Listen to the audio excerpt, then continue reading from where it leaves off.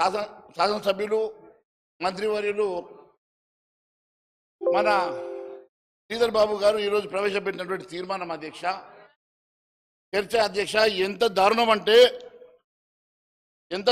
అధ్యక్ష, ఎంతో దీంట్లో వివక్ష ఉందట. కేంద్రం ప్రవేశపెట్టినటువంటి బడ్జెట్లో అత్యంత వివక్ష ఉందట, విషపూరితం ఉన్నదట. అసలు విషపూరితం ఏంది అనేది ఒకసారి మీరు గ్రహించాలి మంత్రి గారు. మీరు మీ బడ్జెట్లో కానీ గతంలో అలొకేట్ చేసినప్పుడు 4,000 కోట్ల రూపాయలు ఒకే నియోజకవర్గానికి ముఖ్యమంత్రి గారికి ఇచ్చినప్పుడు, మరి 4,000 కోట్ల రూపాయలు ఇచ్చినప్పుడు మిగిలిన నియోజకవర్గాలు కానీ మిగిలిన జిల్లాలు కానీ ఎవరి రోజున ఆలోచన చేశారా అని అడుగుతున్నా. వాళ్ళు కూడా మీలాగనే ఆలోచన చేసి మా జిల్లాలను పూర్తిగా విస్మరించారని, మా జిల్లాలకు ఇవ్వలేదని ఆ జిల్లా వాళ్ళు కూడా ఈ రకంగానే తీర్మానం చేయమంటే తీర్మానానికి మీరు సిద్ధమా అని అడుగుతున్నా. అదే మాదిరి గౌరవ మంత్రి గారు మాట్లాడుతూ, నిన్న ముఖ్యమంత్రి గారు మాట్లాడుతూ, నిన్న కూడా చాలా దారుణంగా మా ఎమ్మెల్యేలని ఎంపీలని వారితో పాటు మా ఇద్దరు మంత్రుల్ని ఇష్టానుసారంగా కామెంట్ చేయడమే కాకుండా ఒక విషం చల్లేటువంటి కార్యక్రమాన్ని చేపట్టారు అధ్యక్ష.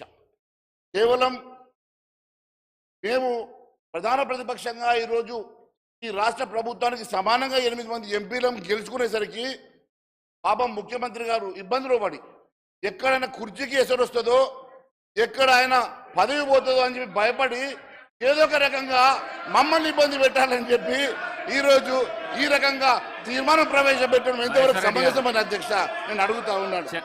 అధ్యక్ష ఒకటే అడుగుతా ఉన్నాను అధ్యక్ష, కేంద్ర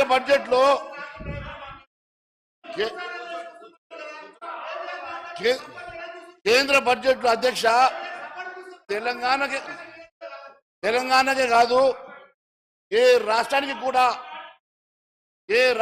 కూడా అన్యాయం చేయలేదు అధ్యక్ష.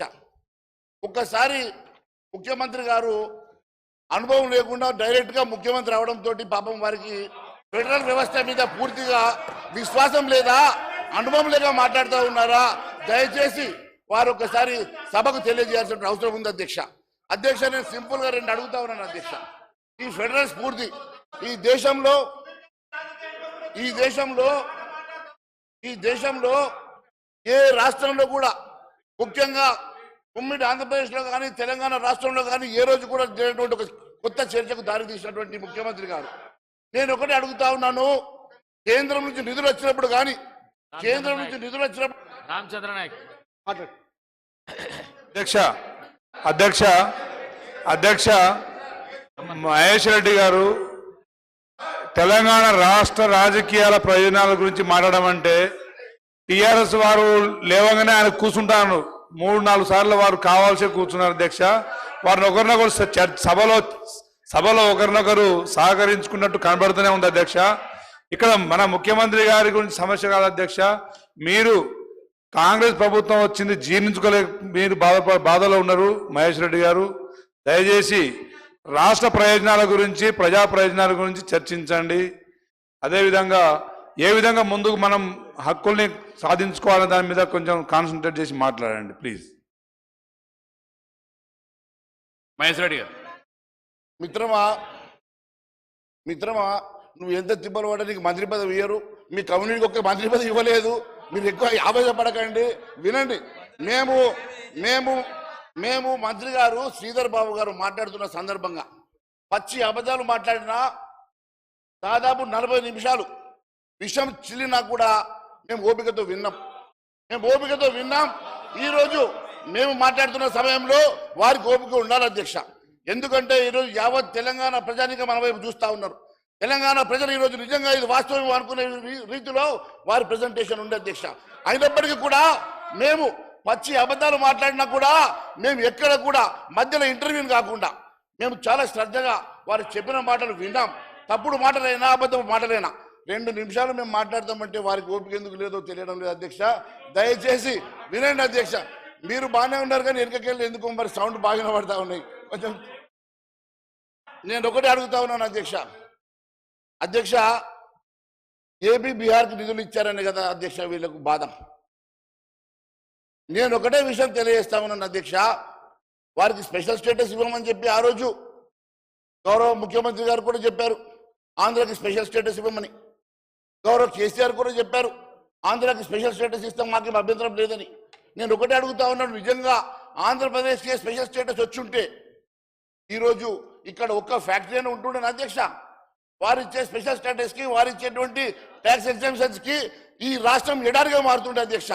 ఈ రాష్ట్రం ఎడారిగా మారుతూ ఉండే, కానీ ఈరోజు కేవలం 15,000 కోట్ల రూపాయలు వారికి ఇచ్చినందుకు స్పెసిఫిక్ గా 15,000 కోట్లు ఇచ్చిండ్రు, 15,000 కోట్లు ఇచ్చిండ్రు అని చెప్పి మా శ్రీధర్ బాబు గారు చెప్తా ఉన్నారు కదా.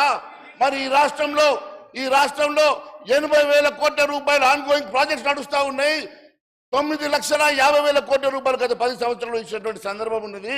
మరి దాని గురించి మాట్లాడారు అధ్యక్ష. మొన్న వెళ్ళి మంత్రి గారు గడ్కరీ గారు ఇచ్చినటువంటి నిధులు బ్రహ్మాండంగా మేము వెళ్తే మాకు శాంక్షన్ ఇచ్చారని చెప్పి గొప్పలు చెప్పారు కదా మంత్రి గారు. మొన్న అదే మాదిరిగా సివిల్ సప్లైస్ మంత్రి కలిసి వచ్చారు. అదే మాదిరిగా వాళ్ళు కేంద్ర మంత్రుల్ని, ప్రధానమంత్రుల్ని కలిసి మరి బ్రహ్మాండంగా మాకు టైం ఇచ్చారు, బ్రహ్మాండంగా మా అడిగిన పనులు చేశారని చెప్పినటువంటి వీళ్ళకి ఈరోజు కేవలం ఆంధ్రప్రదేశ్కి 15,000 కోట్లు ఇస్తే మాకు ఇవ్వలేదని అక్కసుతో మాట్లాడుతున్నటువంటి మరి ఈ పరిస్థితి మంచిది కాదు అధ్యక్ష. ఫెడరల్ స్ఫూర్తి అనేది ముఖ్యమంత్రి గారికి కనీసం ఆ ఫెడరల్ స్ఫూర్తి అనేది ఉండాలి అధ్యక్ష. వారికి బాధ్యతాయుతమైనటువంటి సీట్లో కూర్చున్నప్పుడు కనీసం పెద్ద ఆలోచన చేయాలి తప్ప ఇలాంటి చిన్న అంశాల మీద ఈ రకంగా సభ టైంని వేస్ట్ చేయడం అనేది మంచిది కాదు అధ్యక్ష. ఒకవేళ చెప్పాలనుకుంటే మరి ఈరోజు 80,000 కోట్ల రూపాయలు ఆన్గోయింగ్ ప్రాజెక్ట్ గురించి కూడా డిస్కస్ చేయమనండి. అదే మాదిరిగా 9,50,000 కోట్ల రూపాయలు ఈ రాష్ట్రానికి గత 10 సంవత్సరాల్లో ఇచ్చిన సందర్భాన్ని కూడా మాట్లాడమనండి. అవేమి కాకుండా కేవలం అక్కడ 15,000 కోట్లు ఇచ్చారు, మాకేమి ఇవ్వలేదు అంటున్నారు కదా అధ్యక్ష. మరి డిపిఆర్స్ ఏమైనా సబ్మిట్ చేశారు అధ్యక్ష? మూసీ నది కట ప్రక్షాళన కోసం 10,000 అడుగుతూ ఇవ్వలేదు అంటారు. అయ్యా, మీ మూసీ ప్రక్షాళనకు 10,000 కోట్లు కాదు, మీరు డిపిఆర్ ప్రాజెక్ట్ ఇచ్చారా? కనీసం ఆ స్పెసిఫిక్ నామ్స్ లో మీరు అప్లై చేసి అడిగారా? కేవలం ఎందుకండి ఆ రోజు వాళ్ళు కాళేశ్వరంని 16,000 నుంచి 1,00,000 కోట్లు చేసుకొని ఏటీఎం చేసుకున్నట్టుగా మీరు కూడా ఈ మూసిని అడ్డం పెట్టుకొని 1,00,000 కోట్లు 1,50,000 కోట్లు చేసుకొని ఏటీఎం చేసుకోవాలని ప్రయత్నం చేస్తా ఉన్నారా? మీ ఆలోచన వెనుక ఉన్నటువంటి మతలం ఏందో నాకు తెలుసు. ఖచ్చితంగా మీరు మూసి నదిని మీ ఆస్థాన గుర్తుదారుల కోసం ఒక ప్రాజెక్టు తయారు చేయడానికి విషపూరితమైనటువంటి ఆలోచన చేస్తున్న సంగతి ఈ రోజు నేను తెలియజేస్తా ఉన్నాను అధ్యక్ష. కేంద్ర బడ్జెట్ వ్యతిరేకంగా ఈరోజు మరి ఈ రకమైనటువంటి అసెంబ్లీ తీర్మానం చేయడం వెనుక మరి మతలం ఏందో తెలియాల్సిన అవసరం ఉంది అధ్యక్ష. ఈ కాంగ్రెస్ పార్టీ మతలం ఏంది? రేపు తెలంగాణ బడ్జెట్లో మాకు కూడా అన్యాయం జరిగిందని చెప్పి రేపు వేరే జిల్లాలో, తెలంగాణ రాష్ట్రంలో వేరే జిల్లాలో కూడా ఇదే తీర్మానం అడుగుతారు. ఏ రకంగా మీరు రేవంత్ రెడ్డి గారి నియోజకవర్గానికి 4,000 కోట్లు ఇచ్చారు, మా నియోజకవర్గం ఎందుకు 4,000 కోట్లు ఇవ్వలేదని చెప్పి మేము కూడా తీర్మానం అడిగితే పెడతారా? ఈ రకంగా వెనుకబడినటువంటి ఆదిలాబాద్ జిల్లాకు అన్యాయం చేస్తున్నారని చెప్పి రేపు ఆదిలాబాద్ జిల్లా నుంచి కూడా ఇలాంటి ఆలోచన వచ్చినప్పుడు అక్కడ ప్రజలు మరి ఈ అంశాన్ని మరి మా మీద ప్రెజర్ పెట్టినప్పుడు మేము కూడా మరి తీర్మానం అడిగితే పెడతారా? ఒకసారి అడగాల్సిందిగా మీ ద్వారా అడుగుతున్నా అధ్యక్ష. కేంద్రంలో ఇదంతా కూడా దీని వెనుక ఉన్నటువంటి అసలు రాష్ట్రం నేను చెప్తాను అధ్యక్ష. దీని వెనుక ఉన్నటువంటి అసలు రాష్ట్రం నేను చెప్తాను అధ్యక్ష. రాహుల్ గాంధీ గారు ప్రజా సమస్యను మర్చిపోయిన అధ్యక్ష. దేశంని మర్చిపోయి హిందువులంటే దేశాన్ని పెంచుకున్నాడు అధ్యక్ష. హిందువులకు వ్యతిరేకంగా మన స్టేట్మెంట్ ఇచ్చిండు అధ్యక్ష. ఇచ్చాడు ఆన్ రికార్డ్ మాట్లాడుతున్నాను అధ్యక్ష. కాబట్టి ఆయన మహేష్ రెడ్డి గారు సార్, ఇప్పుడు నేను గౌరవ బీజేపీ లీడర్ మహేశ్వర్ రెడ్డి గారిని కోరుతాను. రాజకీయాలు మాట్లాడదామంటే వేరే సమయం, సందర్భం ఉంటుంది. ఇది రాష్ట్ర ప్రజల ప్రయోజనాలకు సంబంధించి మేము ఈరోజు